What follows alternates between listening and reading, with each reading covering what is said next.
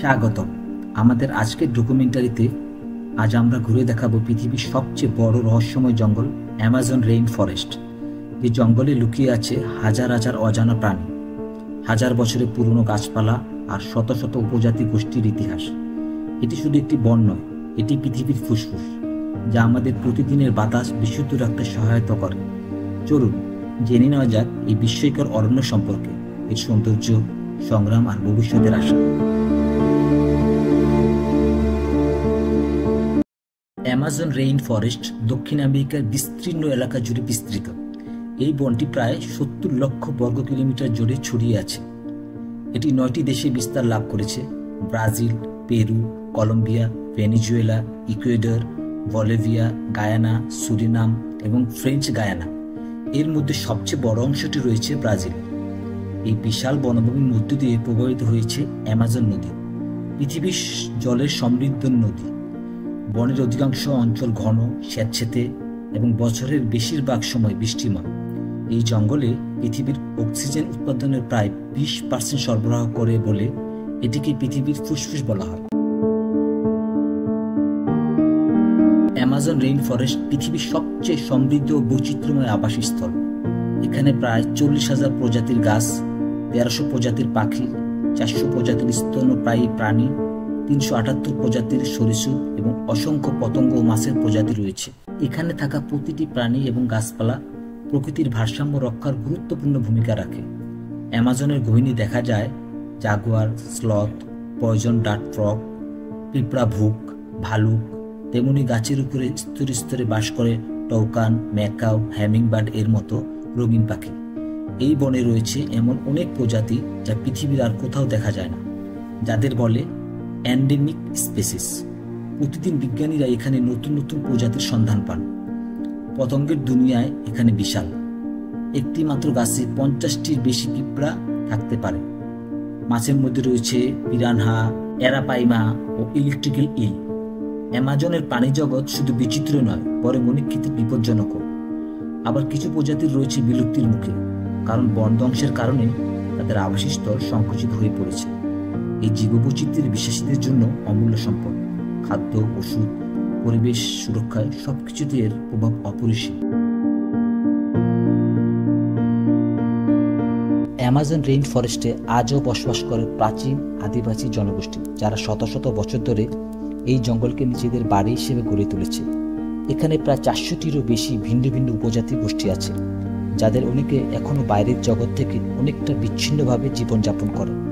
এই আদিবাসীরা নিজস্ব ভাষা, সংস্কৃতি, পোশাক ও জীবনধারা নিয়ে টিকে আছেন। অনেকের ভাষা বিশ্বের আর কোথাও নেই। তাদের জীবন জঙ্গলের সাথে ওতপ্রোতভাবে জড়িত।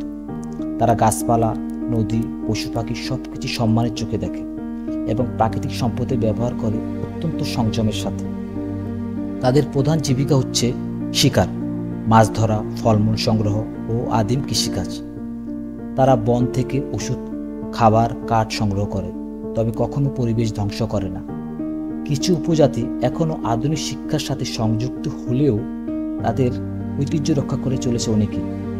অ্যামাজনের গভীরে এখনও এমন উপজাতি আছে যাদের কখনো বাইরের জগতের সাথে যোগাযোগ করতে পারেনি, যাদের বলে আনকন্ট্রাক্টেড ট্রাইবস।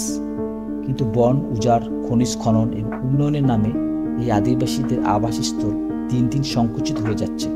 তারা শুধু ঐতিহাসিক না, বরং পরিবেশ রক্ষা, টেকসই জীবনের জীবন্ত উদাহরণ। অ্যামাজন রেইন ফরেস্ট বিশ্বের অন্যতম উষ্ণ আর্দ্র জলবায়ু বিরাজ করে। এখানে সারা বছর গড়ে তাপমাত্রা থাকে 26 থেকে 28 ডিগ্রি সেলসিয়াস এবং বৃষ্টিপাত হয় প্রচুর, বছরে প্রায় 2000 থেকে 3000 মিলিলিটার পর্যন্ত।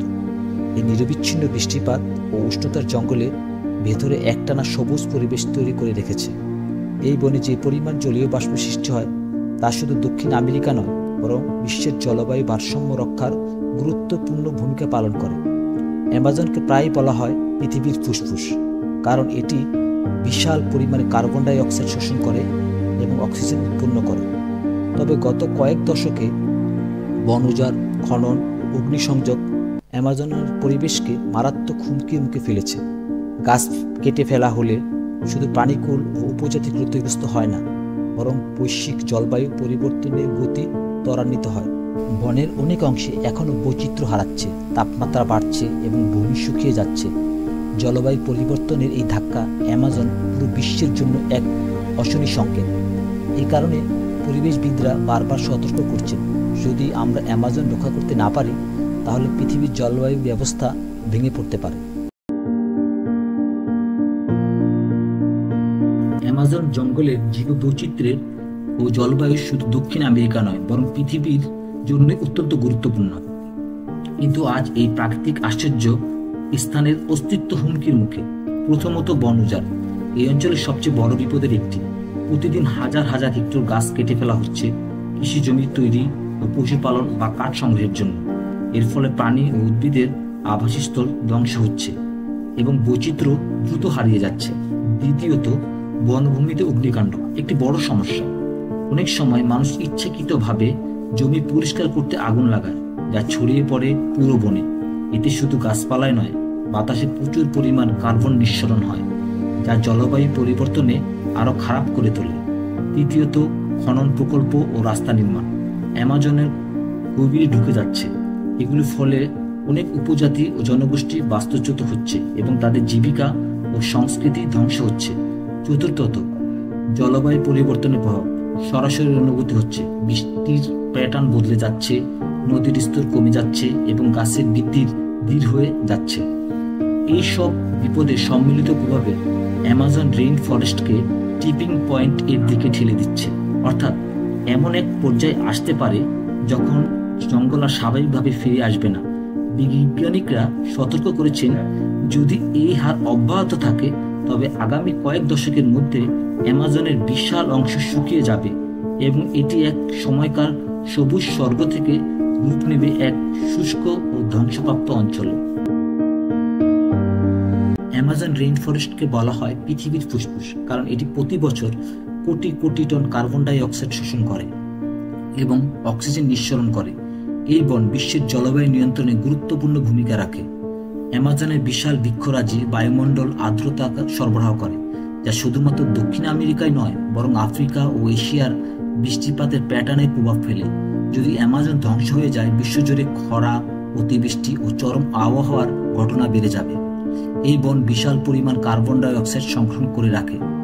বন উজাড়ের ফলে এই কার্বন ডাই অক্সাইড বাতাসে ছড়িয়ে পড়ে, যার ফলে গ্লোবাল ওয়ার্মিং ত্বরান্বিত হয়।